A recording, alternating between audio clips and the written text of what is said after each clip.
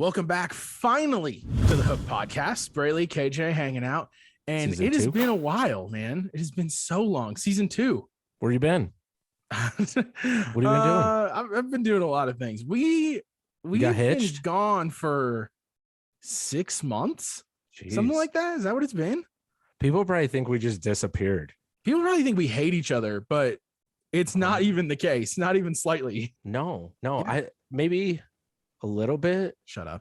but It's been a while, and if you're just listening to this, you probably saw on our Instagram that we teased this episode like a month and a half ago, and we just never put it out.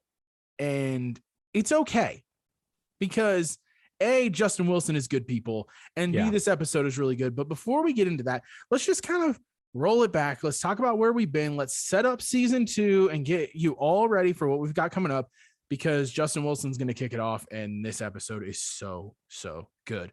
But it's been 6 months. Like KJ said, I went off and got married. That's been a big reason why we've been off. I married my lovely bride, Miranda, and KJ was in my wedding. So no, we don't hate each other. no, it was awesome. Yeah, it's been a long summer. I can tell you that. I think it was a nice needed break for all of us at this point. Yeah, definitely. It was there was a lot going on, man. But you know what? We're here. We're back. I'm stoked for what we're calling season 2. Since we took a hiatus, this is kind of like round 2 of this thing, but I'm excited, man. We've already had some really great conversations, setting up some guests that we have coming up, and it's looking good, man. I'm really excited for the songwriters that we're going to be bringing to this podcast. Yeah, and if you're new to the Hook Podcast and somehow you just kind of came across this episode, maybe you're a Justin Wilson fan, you found us on Instagram, go back and listen to season 1. Episode 1 in season 1, we kind of go through our backgrounds, and that has a little bit to do with why we've been off. And then we talk to some of our really good friends, Jake Rose and Hunter Phelps, who, it's funny, we did the Hunter Phelps episode and it's so good.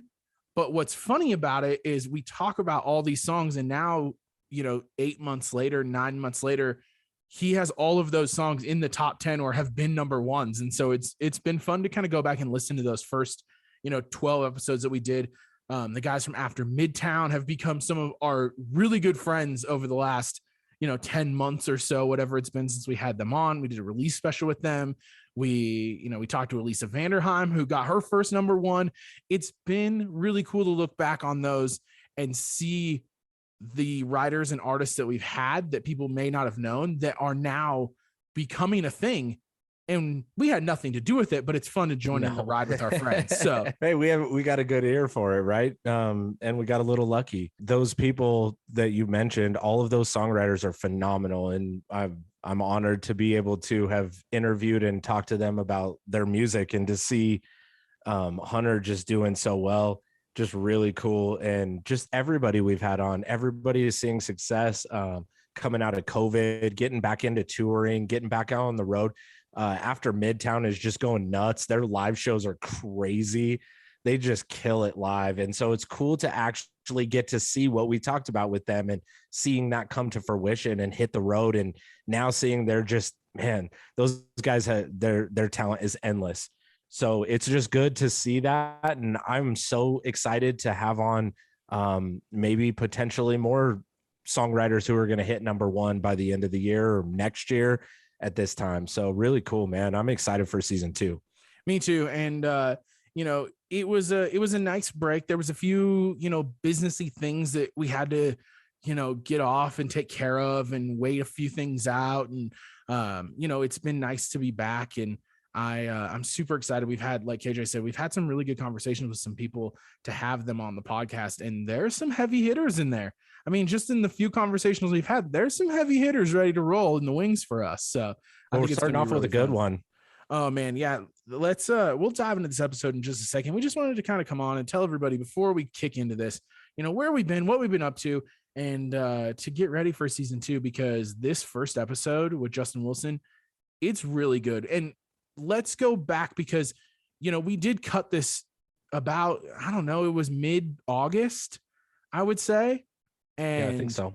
So it's kind of matured a little bit. It's been sitting there for a while. I've listened to it 3 or 4 times, and it's really good. There's some stuff in here towards the end of the podcast that I didn't know, nor did I know we were going to get into, that is really, really good. It got into some different areas of life with a songwriter that we haven't really touched on with other songwriters at this point. It got into a little bit more personal scenarios, which motivate and drive him to be the amazing songwriter that he is, and musician as well, and performer. So stoked to get into that with him and to share this with everyone. If you made it this far through these first couple of minutes, please stick around, listen to the whole podcast. Those last, the whole thing is really good. We get into Justin. He was a child performer. He got his first #1. He tells us about the day he got a #1 and he heard it on the radio for the first time.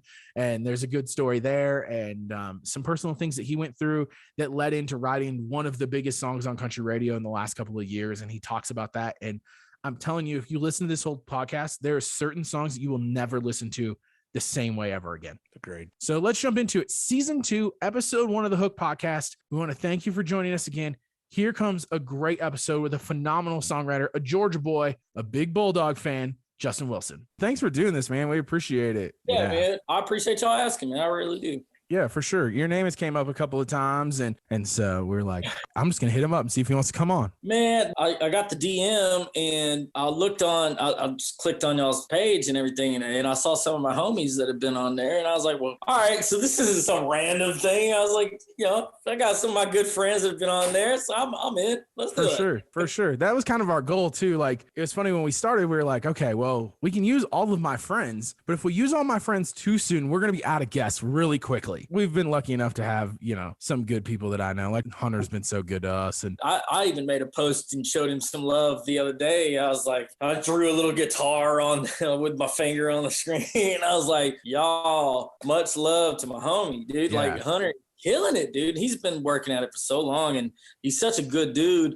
And it's just, it all hit at once, man. Yeah. It's like, I left him a message the other day. I said, hey, man, you still gonna hook me up with some shrimp when you go back home? You gonna bring me some I think it's awesome to shine some light on the songwriters, man. And it's like some people may, not knowing, they may say, nobody cares about songwriters, but it's not that. It's that nobody knows about songwriters. The more it gets introduced to people, the more intriguing and the more awesome the songwriting side of it, the inside side of it is. It's why we stay up and binge watch documentaries or something on Netflix, is because you're seeing the behind the shit that you don't normally see. Exactly.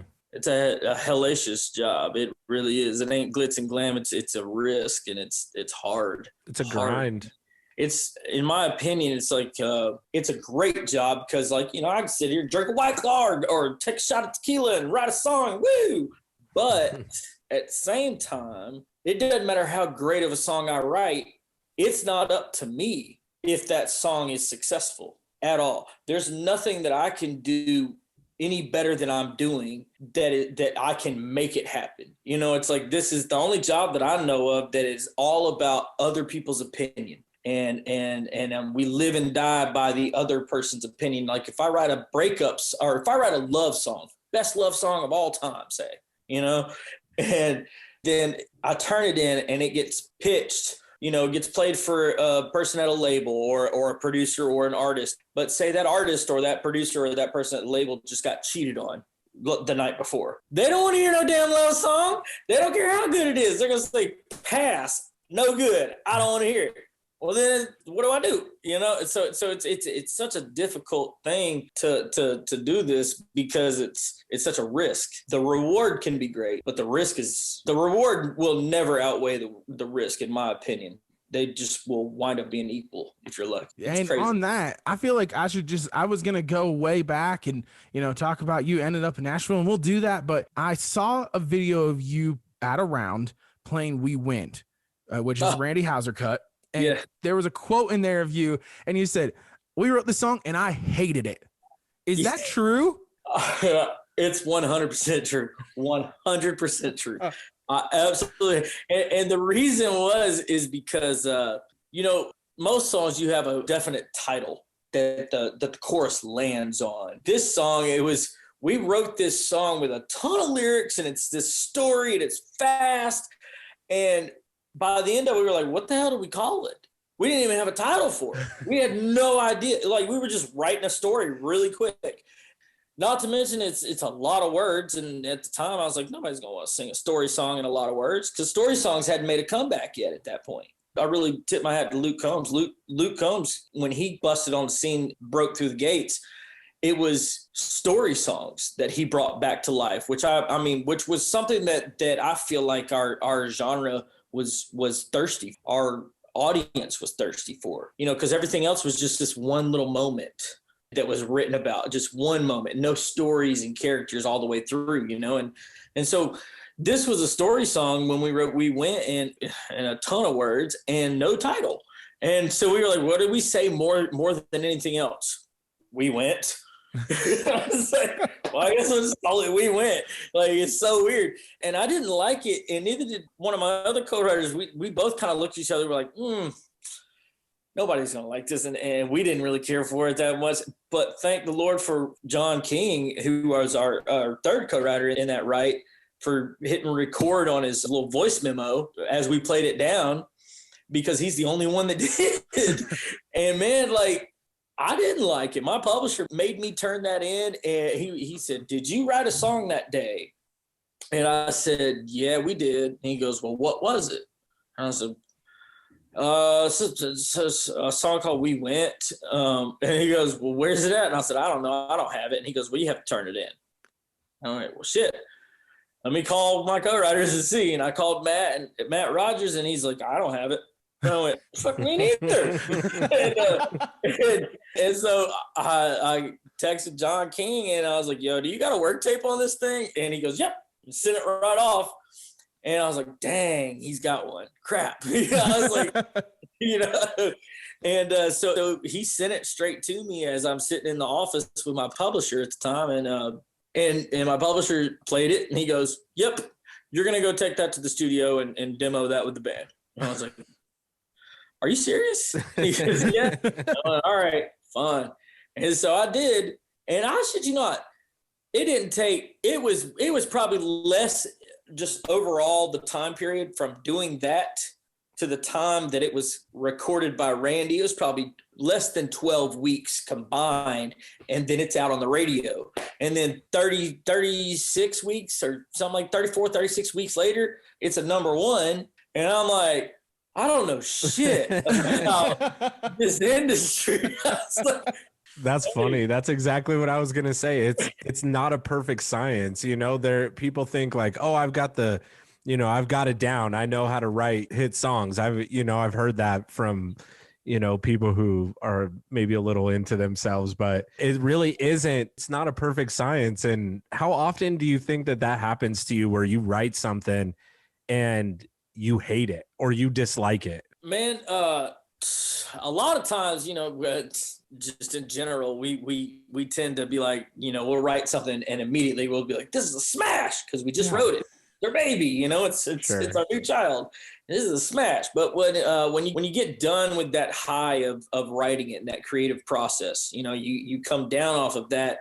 A lot of times I'll look at my songs and I'll go, okay, it's not bad. You have to learn the difference between like initial excitement and being able to be objective about it later, and have to learn the difference between what is something that you think is great because all the stars line up for it versus something that you wish was great. And it's just good, and just good sometimes winds up being great.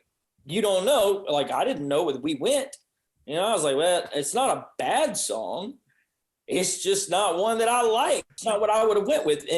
But then, I learned my lesson on that. So it's like everybody's different. And so when you write a song, the longer you do it, I've been doing it for about 19 years now. And the longer that you go through writing these songs and perfecting the craft of it, I don't think you ever perfect it, but, honing in on it and really learning the ins and outs of writing, the better you get at it. I would say we rarely write a bad song. That rarely will happen, because usually when it's a bad song, we can notice that and we'll stop and we'll change gears and we'll go, this ain't working today. Let's go to lunch or let's go to Losers, or whatever. Yeah. And, or we'll go, hey, I'm not vibing on this. Let's switch gears and start another song, because we don't want to, we learn how to recognize what's bad, like what's not making sense, what's not going to connect, what's not going to hit the feelings, and whether it be happy, sad, or whatever. So rarely do we write bad songs. It's just more times than not, we just write good songs.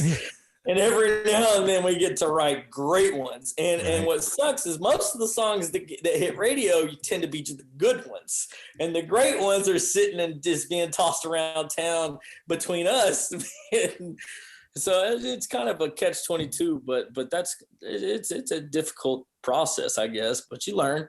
There's one really cool thing about doing this podcast and having writer friends in town, that we get to hear some songs that, people may never hear, that are getting floated around. And I'm like, man, the songs that people are texting me that they cut just as a demo, or that they wrote with so-and-so earlier in the day, are so much better. And nothing against some of the stuff that's on the radio, but some of the stuff that we're getting sent is so good.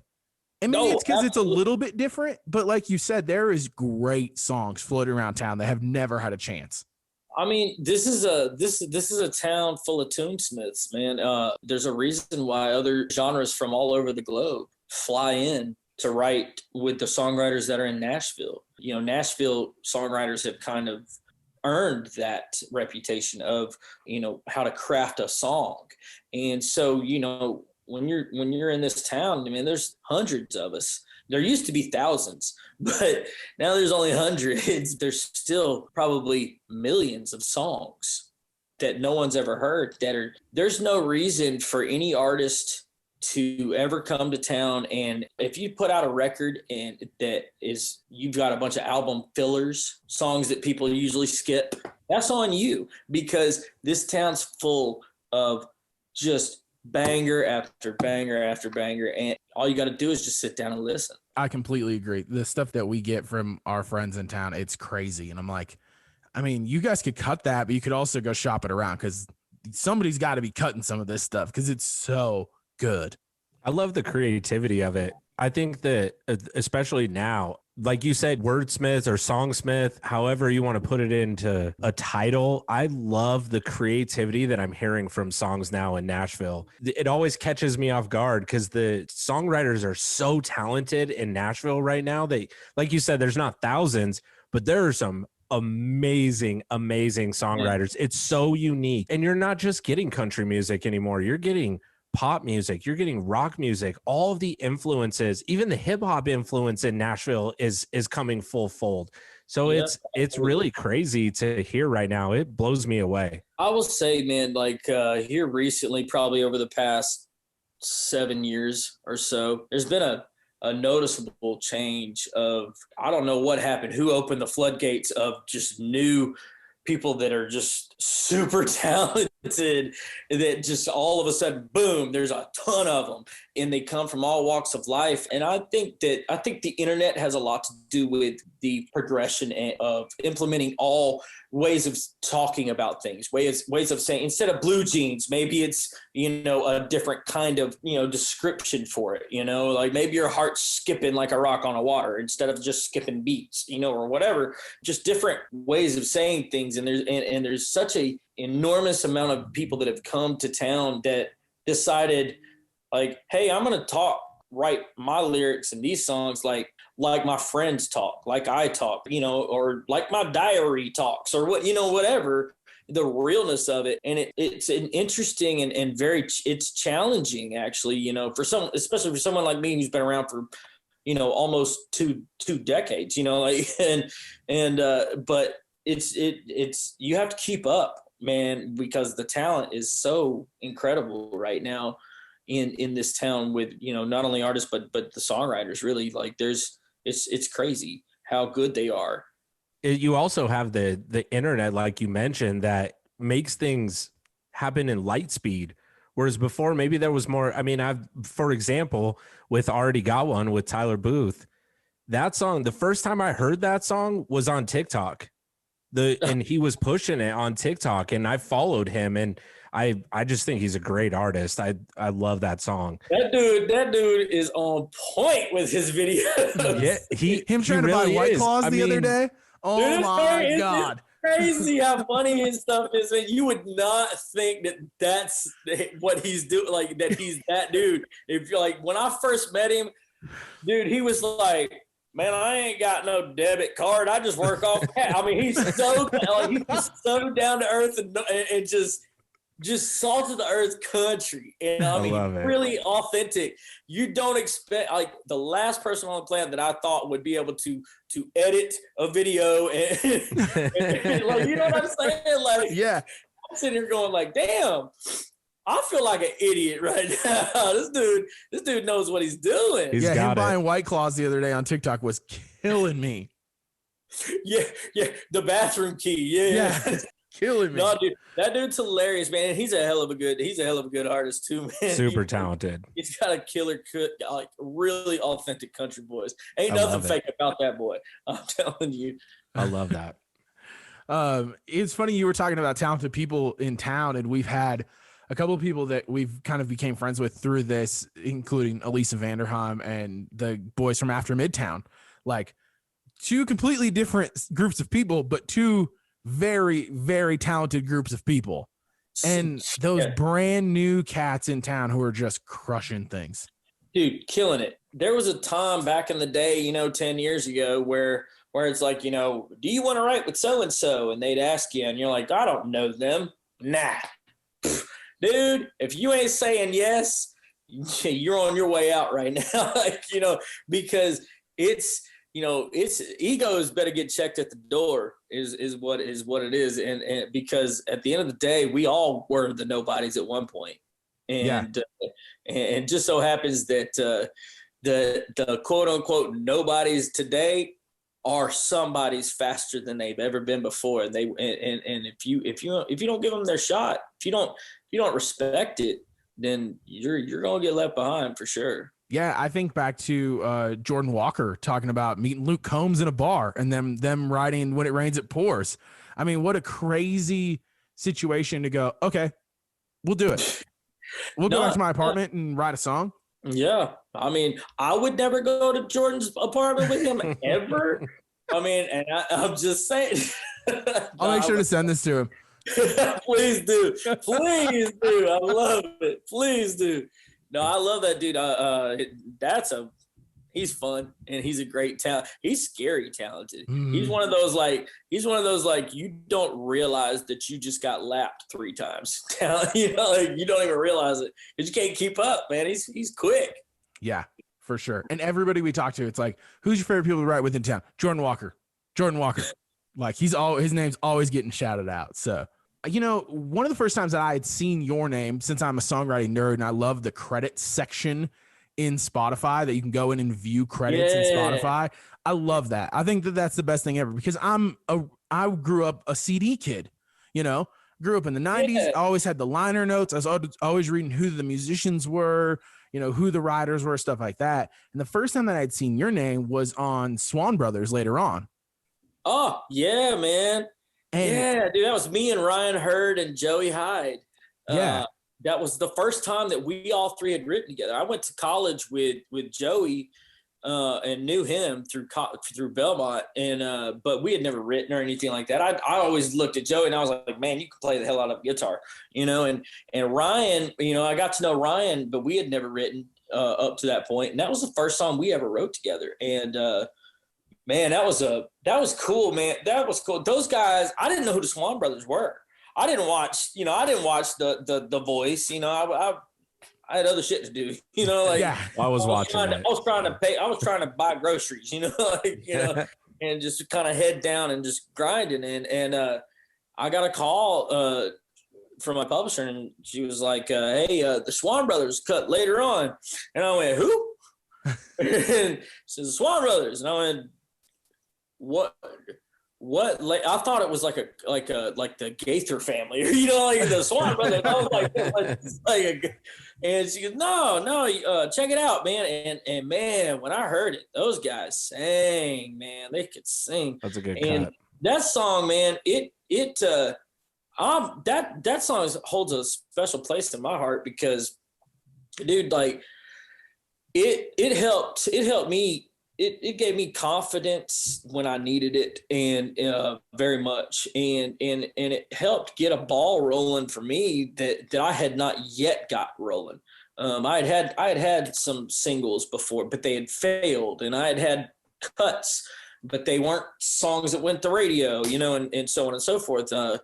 And that one, I think it went up to 13, I think is where it peaked out at, but it was just around forever. And it was the first song that I was able to play in a songwriter round and have everybody else sing it back to me.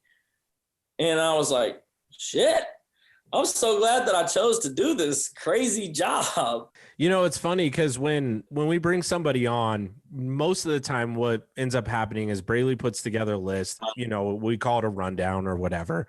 And as part of the rundown, he'll list all the cuts of the writer that we're having on. And it just helps us kind of know what you've done. And literally, as I'm listening to your cuts, in my mind, I'm thinking, man, this is a kick-ass playlist. Like, I go listen to your cuts in a playlist and just be like jamming for 3 hours on just great music. So it just was kind of funny when I was listening to some of your stuff. And I love that cut by the Swan Brothers. That was like their move after the show. After. Yeah. Other than your publisher being like, oh, check these guys out, did that like resonate with you that you guys might have something on your hands because of that show? Man, honestly, the show never crossed my mind. Once I heard the recording of them singing it, like I'd been told they were from The Voice, and and so on and so forth. But the second I heard the recording, it's like that disappeared from my mind that they were ever even on a show, because it was like the only thing I could think of was like, damn, these guys are artists, and show or no show, they're great. And so like it never, honestly, truthfully, when I heard them recording that song and I listened to it and I was blown away, I was like, I forgot all about them being on a show. I just thought that they were awesome, and they got there with no help. For sure. That's kind of the way it hit me. They just put out a song a couple months ago, and I was like, still great.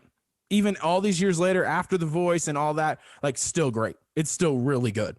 Yeah, very good. Yeah, no, they didn't get worse. They only got better, man. Yeah, for sure. So let's go back. I heard you say that you went to Belmont with Joey Hyde. Is that how you ended up in Nashville, or were you in town before that? Because I know you're a Georgia boy. I see the Bulldog backpack behind you.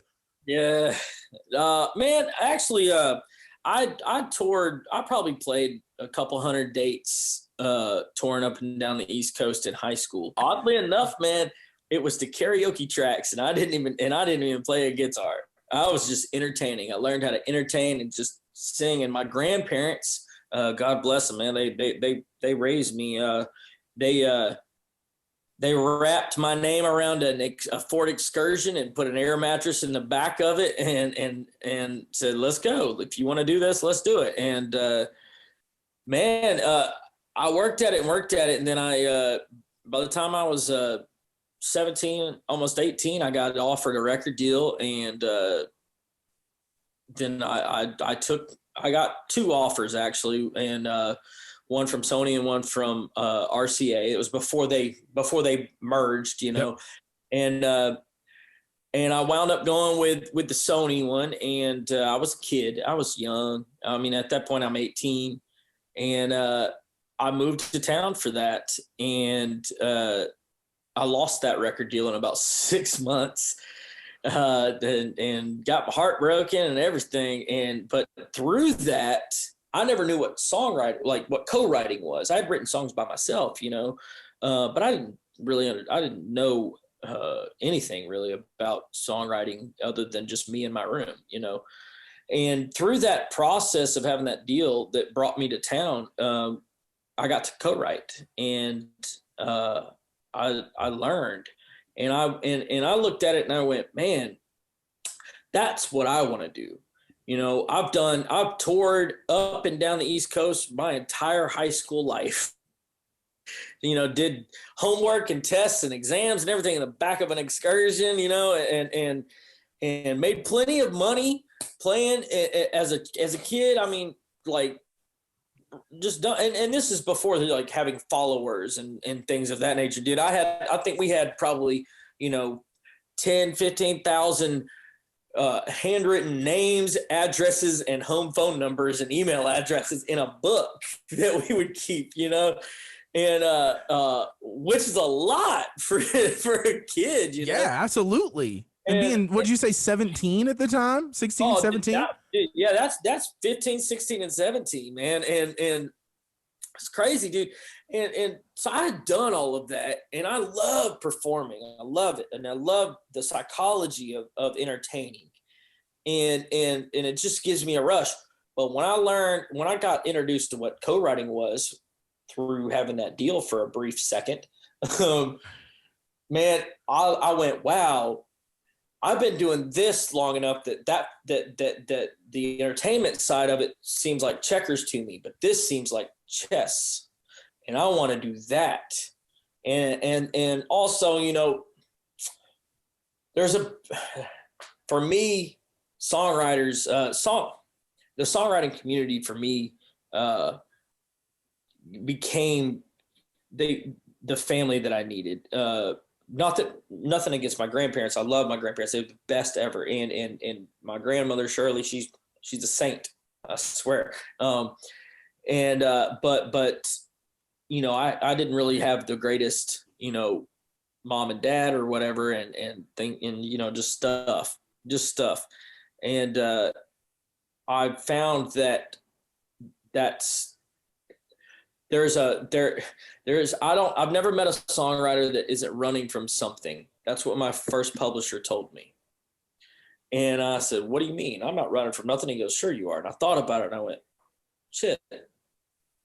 I was running from what I didn't have and running towards what I needed. And that's what I found in the songwriting community is we're family. At the end of the day, we get each other. We're weird. We're strange, but we care so much. We're hyper emotional because we feel so much. There ain't but like 5 subjects to write about. It's love, it's heartbreak, love and heartbreak, God, family, partying and drinking, and then life, and so and we have to regurgitate those things every day, those same subjects, and eventually you run out of things that you've experienced, like that I've experienced in my life. I can't experience everything, but I can sit down and watch a movie. Or if somebody says, move that bus, I'm crying immediately. I'm just straight up. I'm out. I'll cry. Like I'm feeling this shit, or if I'm watching the character, or if I hear a story, or if I'm listening to a friend, or, whatever scenario that I'm experiencing that is not mine, I'm still experiencing it as if it is mine, because our job is to heal, or to give, relief from life, however you need it. And we can't experience everything, but we all have the capability. The songwriting community itself is the first group of people that I didn't feel strange around. And that made me not ever want to give up. Because this town, I always tell my the young friends that I run across that come to town, I always tell them, I said, all right, now just be prepared. This town will break your heart at least once, because and this is the way I look at it, is, in my opinion, it's the way this town weeds out the people that should be here and shouldn't be here. Awesome. And there's a lot to be said for that. So anyways, that's why they call it a 10-year town. Yeah. Oddly enough, my first number 1 was damn near right on the dot at 10 years. Wow. We can't all be like Hunter Phelps. Just driving to town. Right. Yeah. Just cut hits like nothing. Yeah. He didn't have, his first number 1 was 6 of them. Come on. Yeah, exactly. Seriously. It's kind of, it reminds me of this interview that I saw of Morgan Wallen. or I heard it was actually a radio interview, and he was talking about that art songwriters and artists feel everything, and it just, what you were saying made me think of that, of, you have this weird, almost like a dichotomy of like, you've got to feel and be emotional and have all of, be able to understand feelings and emotions and whatever they are, whether it's happy, sad, mad, whatever. But you also have to have this really thick skin, because the competitive nature of the industry, of constantly having to keep up and write the next song and write the next hit song. And, and there's people right behind you, like you said, in line trying to do the same thing. And so what you said just reminded me a lot of that interview when I was watching that and kind of understanding what he's saying. But when you said it the way you just did, it really, like, that resonates. Yeah, man. I mean, it's a true statement, dude. It's thick skin. We can try to have thick skin all we want to, man. But it's well, we don't have thick skin. We just don't have any give up in us. Yeah, I like that. I like that a lot. So how long, you said it was almost 10 years exactly from when you started in town to when you got your first number one. What was the process for you in those 10 years, moving from, child star, teenage star, to record deal, to now co-writer in town? You end up at Belmont and then into a publishing deal. Is that kind of the process? Yeah, I went to Belmont, probably the most expensive hotel I've ever stayed at. And, 100%. But Belmont was great, man. I met a lot of people that it's a really incredible university. But I got my publishing deal. So I was a senior or a junior, maybe the latter half of my junior year, and I decided I wanted to do a internship at a publishing company, and so I got an internship there, and I was good enough at not doing anything and nobody noticing, and messing up everything and nobody noticing, to be able to hang around long enough. Like, it was just a means to an end for me. I just wanted to be around long enough to buy my time to pick the right moment to play a song. And I did that. I played a song, and I did it live at a birthday party. It was Kevin Denny's birthday party. It was quite a few years ago. It was probably 2006-ish. Yeah, 2006, something like that. And I played a song, and Harley Allen was out there, and it's Kevin Denny who sang and wrote, That's Just Jesse. I mean, awesome. And I'm out there, and everybody's in the kitchen, and I grab a guitar and I just play a song I wrote by myself. And a couple people kind of trickled in, and my publisher trickled in, and then just kind of walked on and by and didn't really make anything of it. And the next thing I knew, I got offered a publishing deal because they believed in me, and I got that publishing deal before I graduated.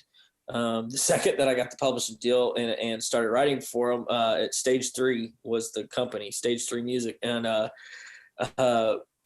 believe Tim Hunzy brought me into his office, and he said, "Hey, man, I'm so glad that you're a writer here now, and we're really excited about you. And but I just want to tell you, man, you were the worst intern we have ever had in our entire life." And he said, we've had to bring on 2 interns to fix your one person mess ups that you've done. He said, "You've logged everything wrong, and we have to go through the whole system and change it. It takes 2 people to fix your mess ups." I was like, well, that's all right. At least it got me where I am. But it was a journey, though, for sure. For sure, it was a journey. Funny backstory about KJ and I. KJ was my boss at my internship in college. Oh, come on. Yeah. Yep. It reminds me of a story I heard Russell Dickerson doing an interview, and that he was Chris Tomlin's guitar tech. And Chris Tomlin was like, "You were the worst guitar tech we have ever had." He's like, "I'd turn around and you'd be over there singing with your hands up, and I'd be like, dude, I need a guitar." For sure, dude. And Russ was like, my bad. I think I was in the wrong industry at that point, you know. Russell, dude, I've never met first of all, I've never met a nicer and like, I mean, just almost too nice. It's crazy how nice that dude is. But he's so cool. But that dude still wears those sneakers that have the skate, the little ball, you know, like yes, he's still wearing those, dude. I was out on the road and writing with FGL, and he was opening, and I'm backstage in this arena, and I'm walking towards like the catering, and next thing I know, I see this like tall, lanky dude just scooting towards me, and I'm like, this dude ain't walking, and he's looking at his phone, and he's just skating, and he just flies by, and I was like, was that Russell on some 8th grade shit right there? He's got no shame, man. I love it. That's funny. My kid just asked me for those the other day, so he's Look, 8. Man, I thought so during this pandemic thing, me and my girlfriend, we were talking, we were like, well, let's get rollerblades like every other, you know, freaking basic couple did, you know. And I was like, shit, I can do that, man. I remember I was a skating fool back in the day. Come on, man, let's go. And so we get these rollerblades. I'm latching them on, you know, I'm putting them in, and I'm like, I got this. Dude, I couldn't make it out my front door. And then once I did, I was holding on to it was anything I could do, and I was just like chop walking, you know. And I get to the road, and I didn't realize, I thought it was flat, but it's just like a 1 or 2%, you know, and where you can't really see it, but you can't, but your wheels do. Your wheels see it all the way. And they started rolling. I didn't know how to stop, dude. I mean, it was like I was putting out a fire, dude. I'd stop, drop, and roll in my neighbor's yard. I couldn't stop. I can't do it. I don't know how to skate no more. Did you return them? Oh, dude, no. That's way too much work. I would have got my money back. I got mad at him and threw him under the bed. I ain't looked at him. I still returned them. I'm glad you were smart enough to roll in the grass, not the street. Well, I mean, it was one or the other, and had I been about 10 more feet, it was only going to be street. So it was now or never is what that was, dude. Oh man, that's awesome. The stories that are going to come out of the pandemic and the songs that are going to come out of the pandemic are going to be very, very interesting. Ooh. Man, yeah, for sure they are. Yeah, I mean, during the pandemic, a lot of the artists weren't able to tour, so a lot of the songwriters, we got the rare opportunity to. I mean, I believe that's why you're seeing a lot of double albums coming out, because the artists were able to be around more, and you know, they're no different than we are. They're songwriters too, and we all want to create. And so, man, I almost feel like we worked more during the pandemic, you know, than normal. Like, I mean, it was Zoom, you know, like it was every day, you know, and everyone was around, and everybody was thirsty for that creative energy. So it was like, go, go, go, go, go. And all we had to do was just sit around, and I mean, for me, it's like all I had to do was eat pizza and drink tequila, and I'm like, shit, I got to come up with I'm going to come up with ideas. I ain't doing nothing else, you know? So, I mean, some of the songs, man, that I've heard from buddies that I'm just like, wow, you know, and I love listening to songs from my friends, because it's like every time I hear one, I'll go, oof, I got to step up. You know, I learned something from, I try to learn something from everything. And it's like, I enjoy hearing those things. It inspires me so much. Did I see right that you're working on your EP, or you're about to release one, or? Man, I actually, me and a friend of mine, David Fanning, we did 4 songs, and and a 5th one that didn't get mixed all the way to mixing, but we were gonna put out an EP. It was something that I had a passion for, and I'm still probably gonna put the music out, but it's probably gonna be me, because my boy Fanning, all out of nowhere, blew up as a manager and producer. You know, like he was the one that was behind the whole Parmalee Blanco song and produced it, and he put them together for that collab. And then, you know, he's got a new artist that he just got signed, that's going to be incredible. Her name's Avriana, and she's awesome. But he just kind of blew up with success with that. And I'm not going to put too much on my buddy's plate when I'm seeing something that he is excelling at so rapidly and awesome at. Like, I want him to win, and by no means do I need to try to take his attention away from anything of that nature. I want everyone to win. Sometimes I want to win just a little bit more, but you know, but I'm going to put music. It is very much something. There's 4 songs already finished. And there's a 5th one that I need to send off to get mixed. And once that's finished, I'm going to put all of them out. They're a passion project of mine. It's called The Anthem. I'm not going by my own name. It's called The Anthem. And what the project is what made me fall in love with music is the shit that make me roll my windows down, you know. And I like the stomps and claps, you know. I'm in, yeah. You know, AC/DC Back in Black, sure.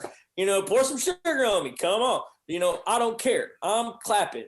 I love it. And it's anthemic. It's larger than life. And I just got to thinking about how much I love that stuff and how positive it is. And so I had this idea that I wanted to write songs, you know, do a little EP project that is anthemic, you know, big choruses and easy to sing and big messages and nothing negative. It's all positive. It's all upbeat and not cheesy. I mean, and it's different, man. Like, one of the things sounds like kind of has a little bit of a Blink 182 vibe about it. Interesting. You know, another one has a little bit of an Usher vibe about it. Another one, I mean, it's everything that shaped and molded me. But for some reason, it all just kind of, writing those songs was the most fun I've ever had. And some of the best lyrics that I feel like I've ever come up with. And just because it just, I didn't have to think about any boundaries at all. And I didn't have to think, you know, I wasn't in a box at all. And I could do all and the music itself can make it all come together, you know, and make it coherent and you know, seamless and kind of jive together, where you're not hearing like a reggae and then all of a sudden a classical, you know, that doesn't jive, you know. But doing this project, it definitely, you know, it infused, like, you know, some of the Blink 182 type stuff and some of the Tim McGraw stuff, and, you know, some of the Usher Boys to Men stuff that and Drew, like, I mean, that was my passion growing up. I loved Drew Hill and I was going to say, were you about to say? I was like, yes, okay. I mean, you know what I'm saying? That's my wheelhouse. I mean, I'm like, we were 5 steps. I mean, I was all up in it, man. You know what I mean? You know what I'm saying? Like, and so, you know, it's something cool, and I think a lot of people are gonna like it, actually. You know, I'm excited to hear it now. I'm stoked to hear it. I'll tell you what, man. When we get finished with this, I'll tell you what. I'll text you the 4 that are finished, and cool. and right. you can let me know what you think about it, man. And I'm sure we'll love it. I hope you do, man. It's cool, man. It's cool. It's cool to hear people talk about their influences. You know, we became good friends with Micheal and Adam from After Midtown, and those guys, they don't stay in a box. They're 2 crazy cats. I mean, they're a party. I think Hunter called them a walking party one day. But I like to hear when, you know, guys who are already successful like yourself are like, okay, I'm going to do something for myself that is my influences. And I think that's awesome, because it's not every day you get to do that. No, not at all, man. And actually, you know, Hardy is one of the first people that, as far as artists goes, that I've actually, you know, because he put out that the cover of Blurry. dude. Yeah. What? How awesome! What? Yes. And he's got no shame at it. He's like, man, I'm hardy. I'm a up and coming monster superstar in country music. By the way, here's some Blair. Here's some, Yeah. and it's like that is something that like just that right there that is inspiring. It's like, man, that's what's up. That's who cares? I played a lot of shows with the Puddle of Mud guys. And when I saw that he was playing that, I saw a clip of him playing it as a cover in a show, which everybody does. And then when I saw he was putting it out, I listened to it and I was like, I've heard them play this song 100 times. And this is 10 times better than that has ever been. Even like non-sober Wes and sober Wes. That is great. I'm a big fan of Hardy, brother. I got to say, not only that, like, I mean, it's songwriting too. Good Lord. Oh, I know.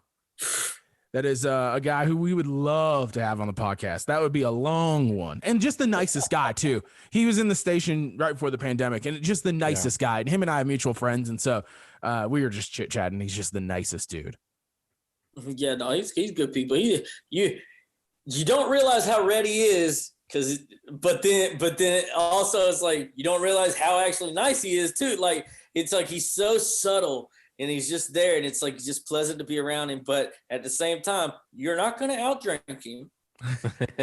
You're not going to outfight him. You're not going to outright him. You ain't going to outsing him either. And it's like, but he's also going to go to church with you if you want to. It's like, damn, who is this dude? Everything? Come on. For sure. Let's go all the way back, man. Let's go to Kiss You in the Morning.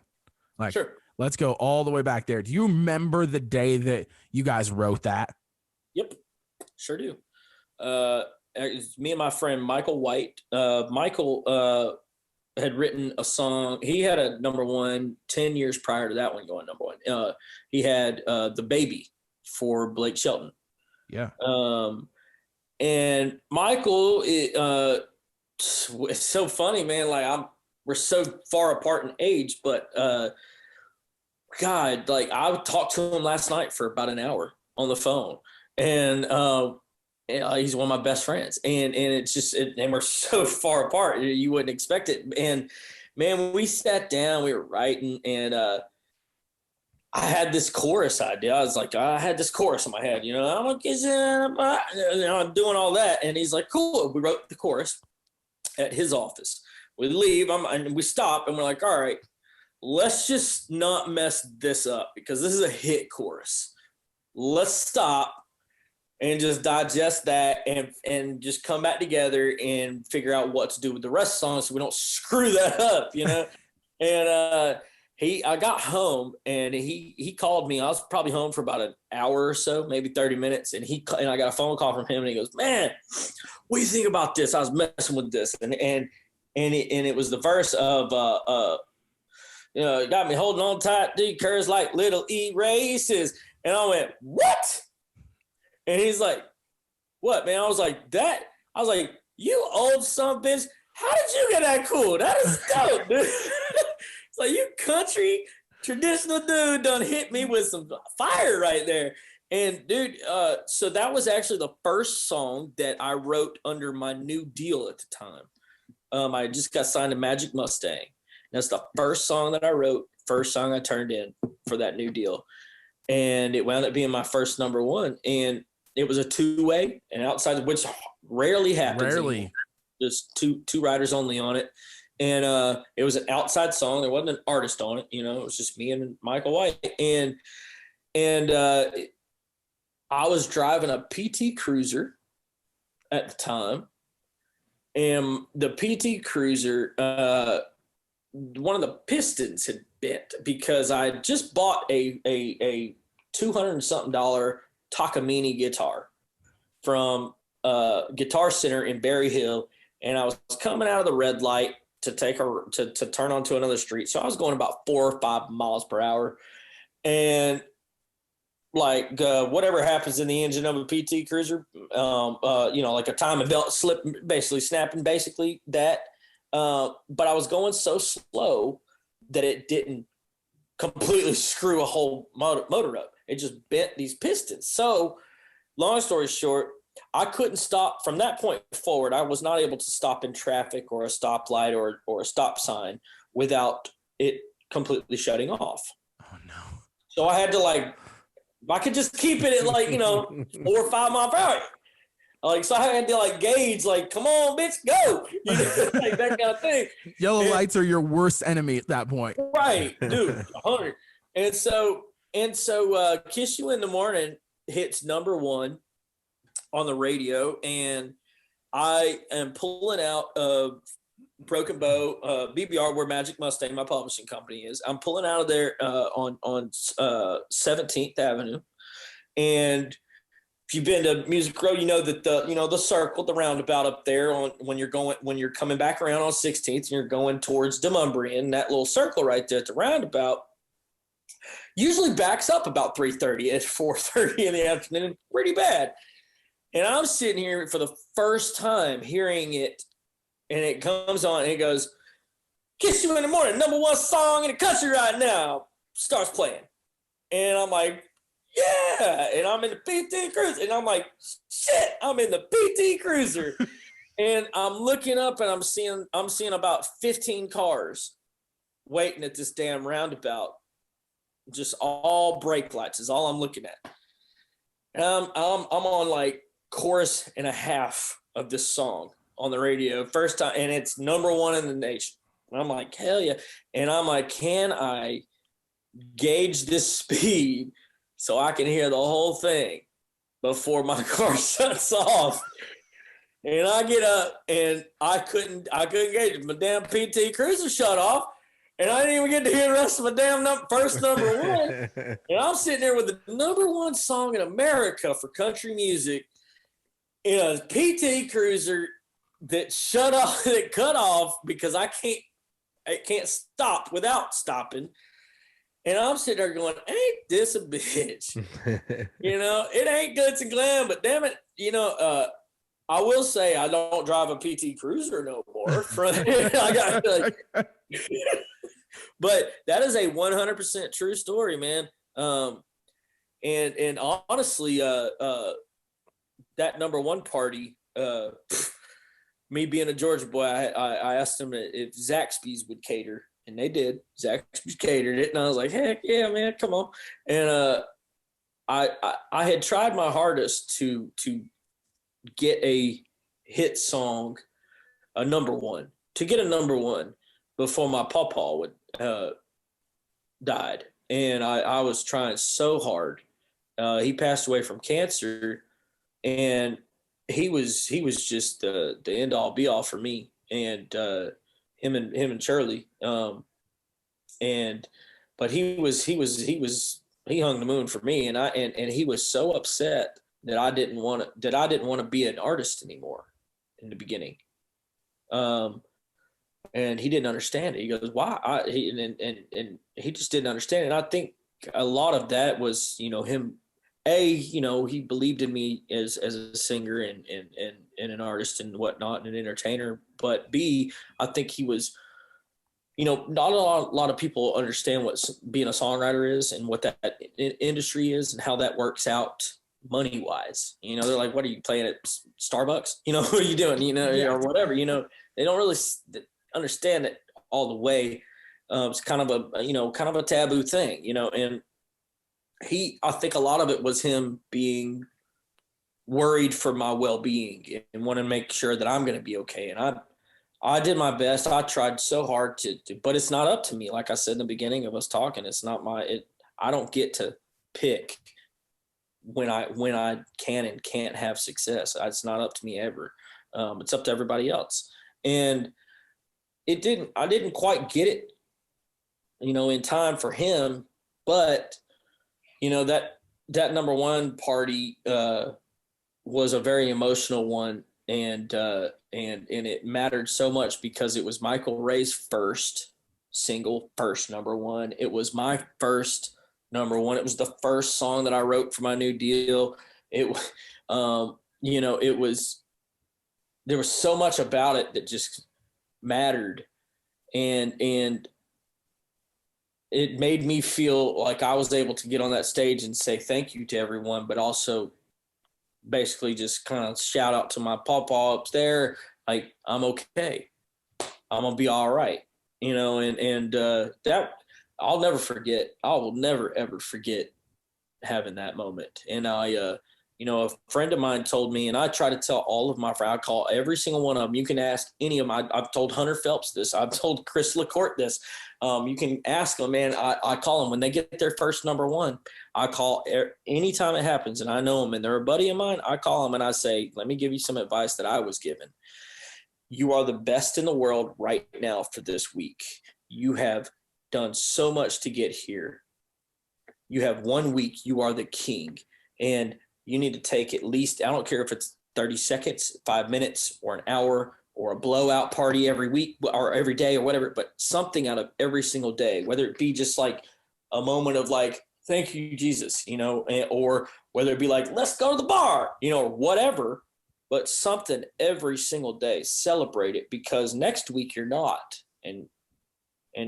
But this week you are, and your whole life led up to it. And you have to enjoy things, and you have to soak it all up and really, really take the moment in, because it's like, if you get $100, if you've earned $100, but you have a bill, you have $100 in bills, but they're not due all at once. Well, if you've earned and worked your butt off for this $100, and you just and the second you get it, you just go pay off everything right then, and you don't keep even a dollar of it for you, you don't feel like you're accomplishing anything for yourself.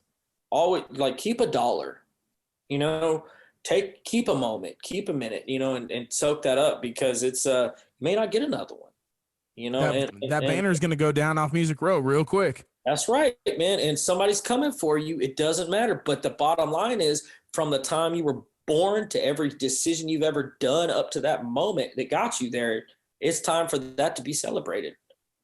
But anyways, I don't know. The whole rabbit trail, dude. I'll start. No, it's awesome.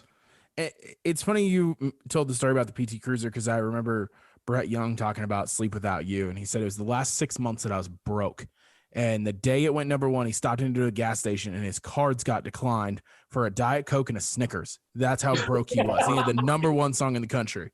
And you're limping up Music Row with the number one song in the country. That just shows the dedication that there is in this business and being a creative, and how hard it really is to go, okay, I've hit the plateau, but really I haven't done much, but I'm going to celebrate it. And hopefully, 6 months from now, and that royalty check rolls in, I might be able to celebrate it a little bit harder. Yeah. Yeah, for sure. I mean, there's so many cuts on this list, and we could talk for hours and hours, but there are certain ones in here that I immediately think of something. And being a radio guy, I remember hearing Mitchell, Tenpenny, Drunk Me for the first time. Oh, and I was like, it's a drinking song. Immediately, I just thought drinking song. And then I listened to it again and I was like, wait a second. This is not the drinking song that you think it is. Do you remember that day too? Like, is that one that sticks out to you? Yeah, man. It was me, Mitchell, and Jordan Schmidt. It was the first time I'd ever written with Mitchell, actually. I didn't even know Mitchell was trying to be an artist at the time. And we got together, and I was pretty fresh out of rehab. And I had been through a divorce and everything, and I'd went to rehab and all this shit. And we were just sitting there, man. And Mitchell started just like, there was a groove going, and Mitchell was playing something. And I said, some people don't know when to quit, and that's why they quit. Now I was I was coming from a different kind of place, we didn't even have Drunk Me as a title at the time.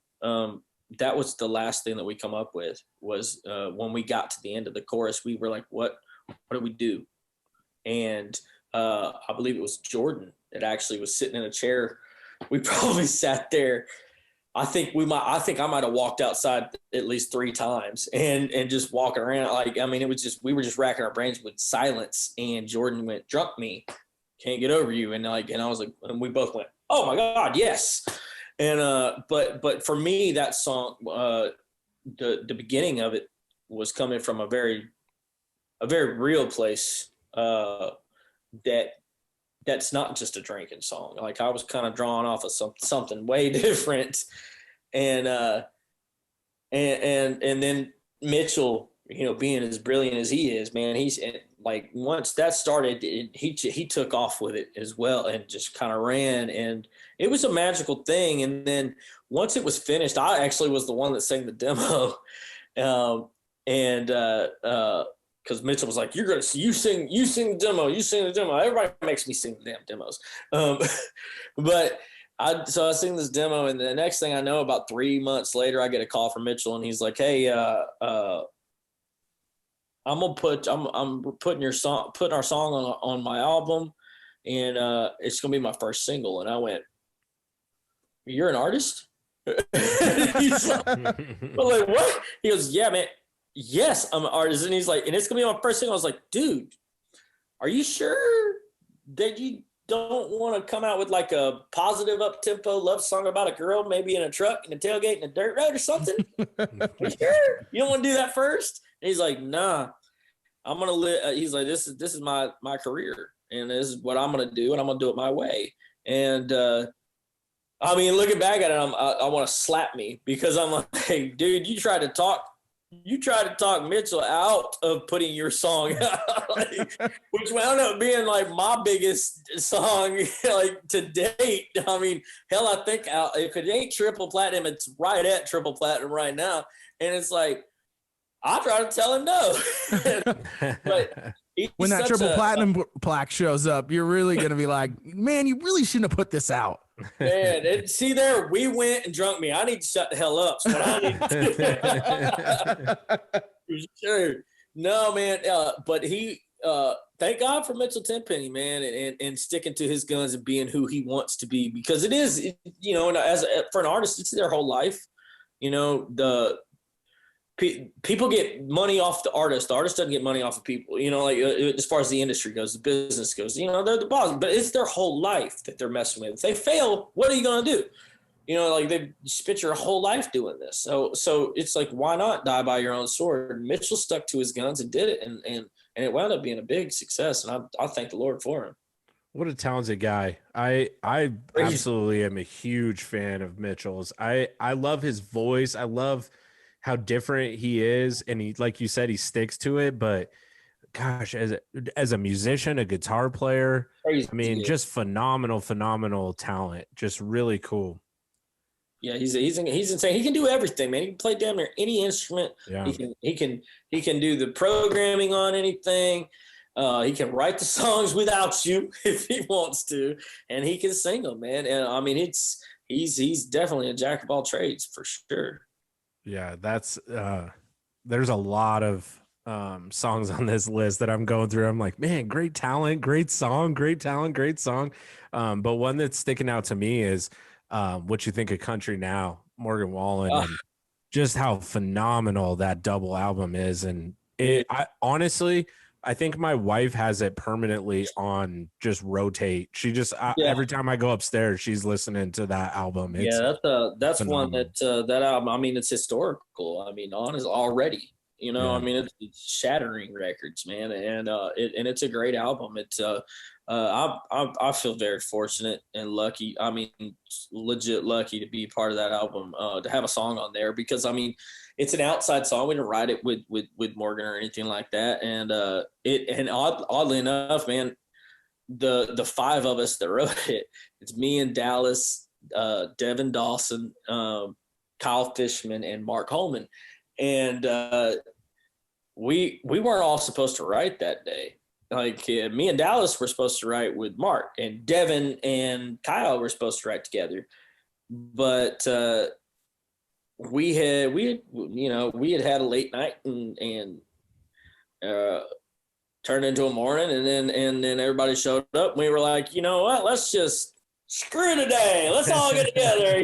Like, y'all writing, we're writing, come on, we're going, hair of the dog, let's go.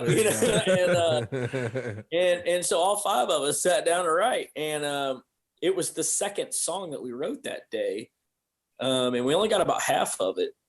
And a few months later, it got finished up, and Dallas, I think it was Dallas that sent the demo to Morgan, texted it to him, And Morgan was like, "Oh my God, I love this.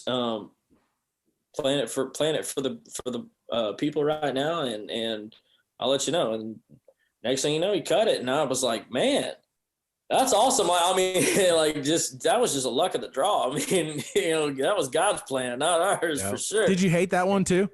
Nope, I loved that one. No, that's a good one. I loved it, man. I loved it, like dude. that one a lot.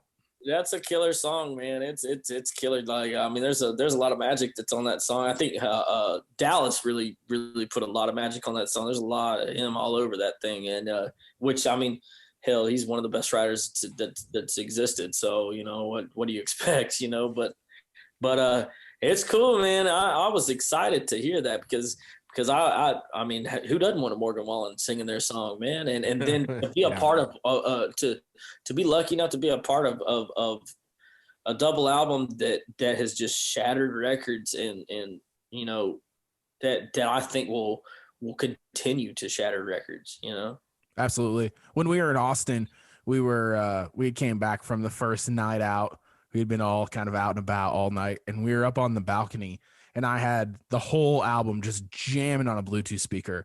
And I don't know if everybody was out there, but KJ and I were out there, and these girls walked by and they just start singing Morgan Wallen. I don't know if anybody else noticed it, but they loved that we were jamming Morgan Wallen on the patio in the middle of Austin at like 11 o'clock at night in a residential section. That's how you know that it has kind of progressed further than just a very random album or a big record in country music. Yes, 100%, 100%.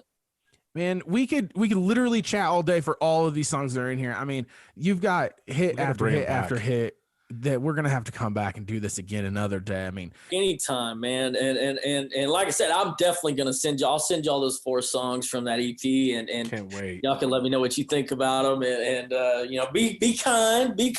Oh man, man, I can only imagine. I've seen you in rounds online, and I was like, yep, you could. I don't know why you're not an artist. Before I knew that you were, having this conversation. I like cheeseburgers. That's why. Me too. Me too. Man, me cheeseburgers. Too. I grow my beard out. Ranch on everything, man. Come on. I grow my beard out and I call myself Luke Combs. So come on, player. No, man, I appreciate it. Thank y'all so much for having me. For real, man. It's been a pleasure getting to chat with y'all.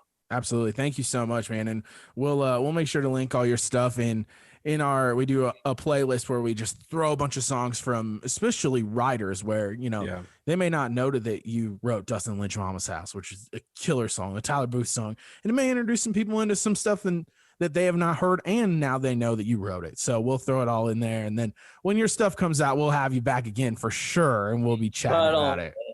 I appreciate it, man. Thank y'all so much, man. Absolutely. Hey, Thank you so much. Congrats on getting married, brother. Thank you.